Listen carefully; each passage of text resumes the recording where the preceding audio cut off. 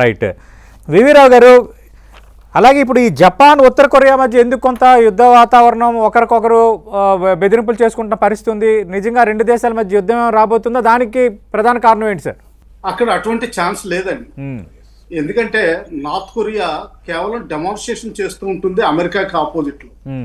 అది missiles fire చేస్తుంది. కాకపోతే ఈసారి ఏంటంటే మిసైల్ అవి జపాన్ కి కొంచెం దగ్గరలో పడడం వల్ల, ఆ ఫైరింగ్ వల్ల వాళ్ళు కొంచెం ఇది హెజిటేట్ చేస్తున్నారు.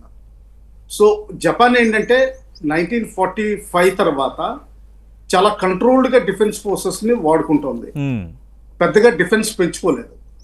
అందువల్ల చెప్పి కొంచెం చైనా భయపెడుతూ ఉంటుంది, మధ్యలో నార్త్ కొరియాని వాడుకుంటుంది దానికి వీలుగా. ఓకే. యాక్చువల్ గా నార్త్ కొరియాకి జపాన్ మీద పెద్ద ఇంట్రెస్ట్ ఏమీ లేదు, వాళ్ళకి కాన్ఫ్లిక్ట్ ఆఫ్ ఇంట్రెస్ట్ ఏమీ లేదు. వాళ్ళకి సౌత్ కొరియాకి ఉంది. సౌత్ కొరియాని తన దేశంలో విలీనం చేసుకోవాలని చూస్తుంది. ఓకే. కానీ సౌత్ కొరియా మీద అమెరికా ఉంది కాబట్టి అమెరికా మీద ఫైర్ చేయకుండా ఇటు జపాన్ పక్కన ఓపెన్ సీస్ లో ఫైర్ చేస్తుంది. ఇంకా అంతకంటే యుద్ధం వచ్చే ప్రసక్తి ప్రస్తుతానికి ఏం కనిపించట్లేదు. ఓకే. అలాగే ఇప్పుడు క్యూబాకు సంబంధించి ట్రంప్ చేస్తున్న ప్రకటనలు చూసాం. ఈ క్యూబా విషయంలో మనం చూస్తే, లేటెస్ట్ అప్డేట్స్ మనం చూస్తే, ప్రధానంగా ఆంక్షలతో దేశం విలవెల్లాడుతుందంటూ చెప్తున్నారు.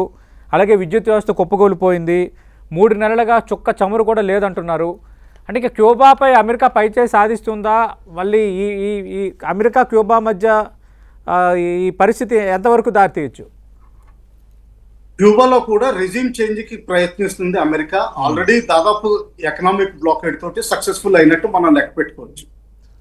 సో ఇప్పుడు ఇరాన్ది ఎప్పుడైతే ఈ సమస్యపోతుందో అప్పుడు బహుశా క్యూబా మీద ఫోకస్ చేయొచ్చు. కానీ ఈసారి కొంచెం జాగ్రత్తగా ఉంటారు. ఫస్ట్ వెనిజులాలో విపరీతమైన సక్సెస్ వచ్చింది వాళ్ళకి. సో ఓవర్ కాన్ఫిడెన్స్ తోటి ఇరాన్ మీదకి వచ్చారు, ఇజ్రాయెల్ కి సపోర్ట్ లో. ఇక్కడ కొంచెం ప్రొలాంగ్ అయ్యే అవకాశాలు ఉన్నాయి. వాళ్ళు ఊహించిన రీతిలో ఇరాన్ స్టెబిలిటీ చూపిస్తోంది, సెక్యూరిటీ చూపిస్తోంది, మిసైల్స్ తోటి ఫైర్ చేయగలుగుతుంది, మిడిల్ ఈస్ట్ ని యాక్టివ్ గా పెట్టింది. వాళ్ళ బేస్లు, అమెరికా బేస్లు అన్నిటిని డిస్ట్రాయ్ చేయడానికి ప్రయత్నించింది మిడిల్ ఈస్ట్. అందువల్ల కొంచెం ప్రొలాంగ్ అయ్యే అవకాశాలు ఉన్నాయి. కానీ అది సమస్య పోయిన తర్వాత అప్పుడు మెల్లగా క్యూబా మీద కానీ అటు గ్రీన్లాండ్ మీద కానీ ఫోకస్ చేసే అవకాశాలు ఎక్కువ. క్యూబా చిన్న దేశం, దగ్గరగా ఉంది, వాళ్ళ ఎకానమీ చాలా ఫ్రెజైల్ గా ఉంటుంది కాబట్టి వాళ్ళని కంట్రోల్ చేయడం పెద్ద కష్టమేం కాదు.